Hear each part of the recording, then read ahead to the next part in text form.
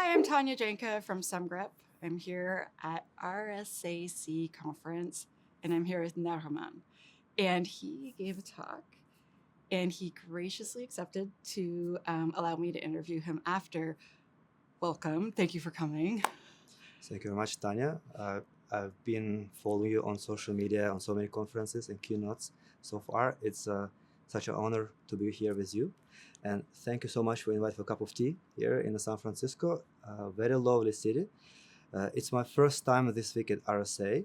I heard a lot about it, but I was very shocked when I saw it in reality. It's enormous and so many people, and I met so many amazing people that motivated me and inspired me. Now I want to go back to Netherlands where I live, and I just want to jump into things and create stuff.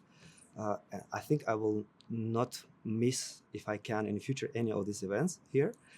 So it's really amazing. And thanks for having me here. Just for our listeners, I'm coming from Netherlands. I'm a cybersecurity architect working for a quite big for European standards company called Dassault Systems, and I work as application security architect there and responsible for threat modeling programs, secure software development lifecycle maturity assessments, etc. Those are my favorite things, as you know. That's why I'm here. So you had a talk with Caroline Wong, and I know she got injured, so she couldn't make it, which Unfortunately. obviously really sucks. But what was your talk about? Because I'm very curious. So I'm a fan of Caroline Wong, and we did a couple of online podcasts with her. And when she started talking, I was amazed. She's like a TV speaker and so clear explanation. In fact, in one of events, there was a panel, and people were giving very technical examples. And Caroline Wong just took it over and started to translate their language to listeners. And I thought that is amazing because we really forget that our audience is not only AppSec people here. Mm-hmm. We say that security is for everyone. Everybody needs to be involved in this. Mm-hmm. But if we create content in very technical language, focusing only our friends in this conference, Mm-hmm. because we come here also to see our friends mostly, and we only imagine them when we prepare our presentations. And with them we use very technical language, but we really need to keep it very simple. And Caroline Wong, she really mastered it. And when she offered to speak here together, of course I said yes, I will be here. Let's present about maturity models at RSA. And unfortunately she couldn't make it, but she was very thanks to her that she gave lots of context insights to me. I took lots of notes and I shared her part as well of the story 2 days ago. When I first started in cybersecurity, I kid you not, every single person's like, "Have you met Caroline Wong yet?" and she had just gone on paternity leave. So for a year, everywhere I went, everyone's like, "Have you met Caroline yet?" And so when I finally met her, I felt like I'd known her forever. She was probably a little overwhelmed with the level of fangirling I did. So I am also a fan, absolutely. So I have some questions I might have prepared. And my first question was, so a thing that I am seeing is developer teams being just like crushed by backlogs. So we have all these awesome automated tools, 4,000 zillion results that they give us, and then there's so many, right? And how do we deal with that? Like, we're doing DevSecOps, we're automating lots of things. How do we scale that, or how do we deal with that? I'll say I have here two things I want to share here. Okay. One is what is our most important objective as application security engineers Mm-hmm. for the company? So as provider like Semgrep, Yeah. what is our objective? What do we do for the industry, for software industry? Mm-hmm. Is it to protect them, to help them make secure software? Mm-hmm. That's one of them only. It's actually sub-objective. It's not actual main one. Okay. Main one is that we're helping the software companies to create a value, a solution for their customers. Mm-hmm. Basically helping them create value, and that indirectly they make money as well, of course. Yeah. But I want them to make value first, to create. Mm-hmm. And if I only see myself in the shoes of application security engineer and only promote security and don't think about value in the business, Mm-hmm. I'm not helping them. Yeah. So it's important to have a right approach to handling all these tickets. Of course, lots of security software providers today, like Semgrep, um, find a lot of problems, but Mm-hmm. not all of them help to mitigate them in Mm-hmm. easy way, automatic way. Yeah. And I wish to see more and more. And this RSA conference, I see a lot of companies start to try that with AI, with help AI to guide a little bit developers to better fixes. Oh yeah, we're trying to do that. Yeah.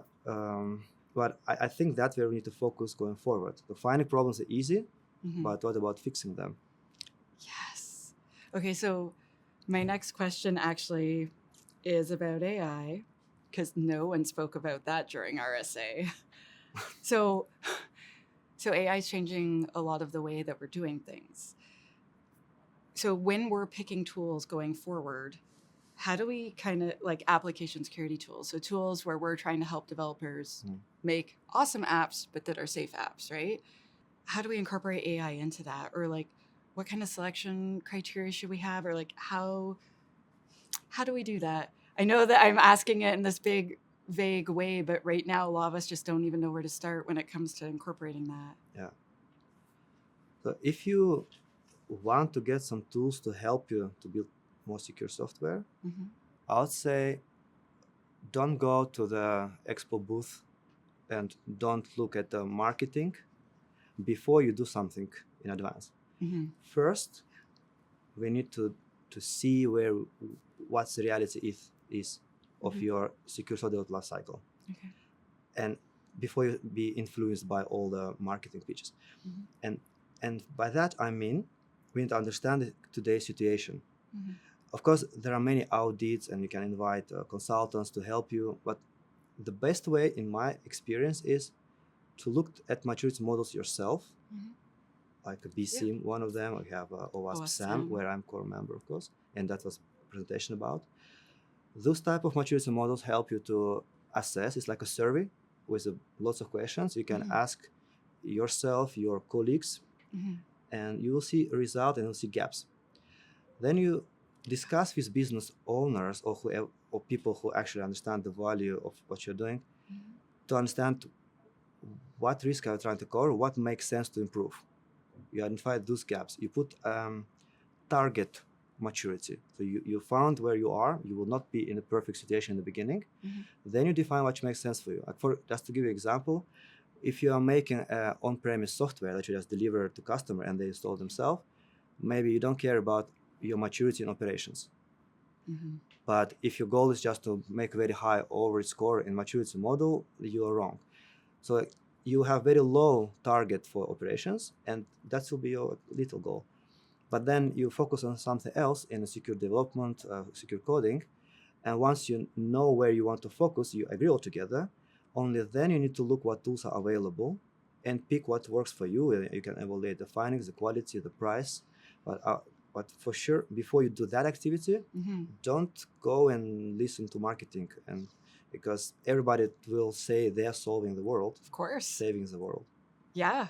Of course, every vendor is like, guess what we're going to do? Make all your dreams come true. Yeah. So you said a bunch of things that I picked up on. And so we both like DevSecOps. So DevOps development teams, we want to go faster than ever before. So you and I want them to still go fast, but safely. Do you have any thoughts on how we could help them do that?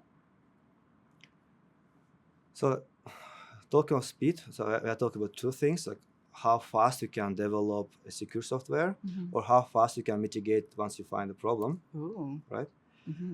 And what is the factor of effort that you have to do if you find the problem after the delivery? Right? It's like on average, people say 100 times more. Yeah. So it's 100 times more effort to fix a problem if your scanning tool identified it once it's in production. So you need to go back maybe to design, you need to talk with people, you make a hot fix, you deliver it, you coordinate all this stuff. It is 100 times cheaper to do it at design time or 7 times. It's significantly cheaper. I absolutely agree. Lots of tools today help you to find those problems post factum. And of course, if you're just adopting SAST for the first time, you'll probably scan and you'll find problems in a code that was already written and released before. And now even if AI suggests you the fix, it's still expensive. Yeah, I You need to agree. validate it. Maybe you need to make sure QA tests it and all this stuff, and it's still very expensive. So in my opinion, you need to fix the most critical things still, those findings as well. But the best way forward will be to make sure that we don't introduce anything new.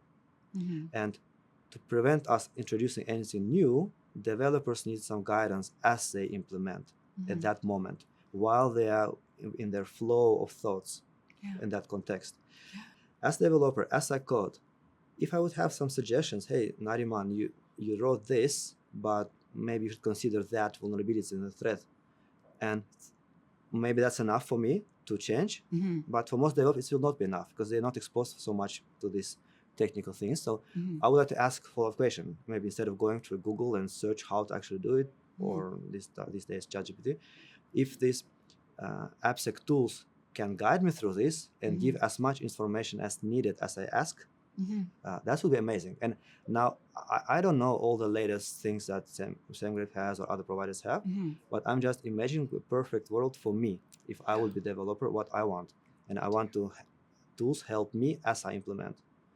And if it's found, discovered afterwards, of course, I would like to have some help to judge it and to help to fix it. But that's too late. It's also very expensive. Okay, so I agree with all the things you said. During my talk at B-Sides, or I did a Birds of a Feather, one of the things we did is we would do jazz hands to say, I agree. So I'm like agreeing a lot with you. So you're not interrupting the person, but you're like, oh, yes. So, okay, so we want to do automation, and we want, whenever possible, to have security as early as we can, because that's what you're describing, right? It's like, as I'm coding, you're helping me with security rather than later. Do we need to make cultural changes, like where we work? Yes, for sure. Yeah, again, a couple of things about the culture. And that's my favorite topic since like last year. I'm really into this. I was at one of presentation from Dustin Lair, maybe you know him or not. He wrote Security Champions Guideline blog. We invest millions in tools. And I've seen situations where tools are not being used for a couple of months in a row because developers don't see value in it. They don't owe it. And that's waste of money. That's not a good return on investment. And developers need to understand the value and understand that it's helping them.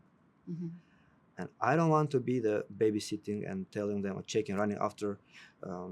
So an ideal world, when I'm on holidays, I would like them to continue doing the same thing. Oh, yeah. How do you motivate people, right, to do it? That is it's a science. It's a science. It's not so straightforward, but it's a very interesting direction. And I think every AppSec team should have somebody with a strong social skills, like you have. That every team should have at least someone who can create a community, who can facilitate things, who can bring people together. I try to do it in my current employer. That I just try to make environment so people become friends, and they have some things to share with each other about security, even though they're not in AppSec. And invite them once in a month. Let's have tea together. I will share with you what I learned in OWASP. I will tell you what I learned in RSA. Tell me what you tried, what worked for you, what not. And slowly start to see that they come to me next time and say, hey, I tried some Dust tool. These are findings. What do you think about it? I looked at our SAST backlog and look, actually, I want to plan it to next cycle because we have some focus week and we can do something outside of the flow. I would like to look into this. People start to do that. But the trick was create community, create friendships, not between you and them, but make something for them, like make them be together and start to roll. Oh, I love this. I love the idea of a community of practice, or what Dustin says, like a security champions program. But the idea is like they're all improving and learning together, and security wins, they win, everyone wins. Yeah. Just to add there something, when I if I say directly to management or if you tell to CISO, can we do secret champion program? They'll be worried because it means lots of resources, time resources of people. And or if you go directly to a developer and say, would you like to be a champion? They also be worried because they have enough things to do. Everyone has things to do. How do you motivate them to join to this team? I had a trick there. Okay. Because I have been learning a lot at OWASP events recently, and my life changed since I'm very active. I've been in security for a long time, but since I'm in OWASP, I just keep learning and bringing it back to corporate. I told my colleagues that let's learn together. Look, I'm going to events, join me. We can have free pizza there after work, and we learn. And let's be part of this community. And I don't expect anything from you formally. If there is a huge problem coming in incident, it will not be your responsibility. But what we're going to do together is make a goal for ourselves the next 2-3 years, become a go-to person in security in your team. So today, now you might don't know anything about it, but in 3 years, out of your 7-8 people in your team, I would like you to be the expert. And when there's incident, your colleagues can come and talk to you. And suddenly we had like 25% of developers wanting becoming security champions in my department where I was rolling out this thing. And it was amazing. And I was only focusing to giving them the floor, making the meetings for them, and inviting them to show themselves, not me presenting. That's one of the motivator factors according to this behavior science, that let person show they know, let them share, let them shine, and they will be more motivated to do this and make right environment, and it start to slowly go. And nobody had concerns about time budget or money budget, and nobody was asking for any gifts or anything. They're just doing it because they wanted to do it. Oh, that's awesome. I also feel like, software developers, just like you and I, we want to have a career progression. And by becoming that go-to person for security, like that's definitely a step towards senior developer, in my opinion. Yes, I give it as an option. As them, I say, look, you could go there, you don't have to. But generally, technical people just love to learn. And I lived in Central Asia early in my life. I was in Turkey also for a couple of years. And they have saying that, teach me something and I will be your slave for 1,000 years. It sounds maybe weird in the US, but it sounds better in Turkish language because what it means is that if you learn something from someone, you feel this internal appreciation and you want to pay back. You have this feeling. And people love learning. So let them teach them something, not by putting yourself like you're better, but just really by caring for them and sharing what you know. And they start to appreciate, they want to contribute as well. Oh, I love this. Okay, so everyone's talking about AI all the time, so obviously I have to have another AI question. So do you have any ideas of how you could use AI to help with application security? Like any way that works for you? What I observed is that people I meet in California in these events, you adopted AI quite significantly. I see in the meetings, you get all the transcripts and immediately you try to do threat modeling with help of AI, and you have AI everywhere. In other parts of the world, people are a bit lagging behind, but they do use AI, of course, but not as embedded to the process. What I see people doing is they do traditional threat modeling and they think of basics, but then they would ask AI, can you suggest me if is there anything else? Like I'm using this technology, I have that part of component in my device, whatever, this protocol. Can you suggest if I forgot anything else? Just talk with any of the popular AIs, just like ChatGPT or Gemini, doesn't matter. That's one way. Just have it on the side and not having it integrated into threat modeling tools, and just going natively. And another way that they use is they already know the threat and they just want a solution. They say, can you help me to find a cheat sheet? Can you help me to identify which standards I'm becoming more compliant by making this control? So that helps a lot. Like when I do threat modeling, I have already a list of mitigations.